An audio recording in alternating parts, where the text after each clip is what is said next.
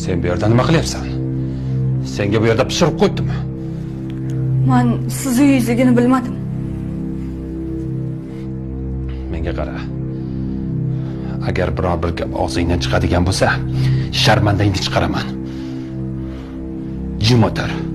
Men sizga o'xshagan pastkashmasman. Opa, yetib oldingiz. Adajon, tanishing. Bilamani, xolamni qizlari. Igor opam bo'ladilar. Juda yaxshi-da, juda yaxshi. Sizlar suhbatlashib o'tiringlar. O'tiring, ada, hozir Yo'q.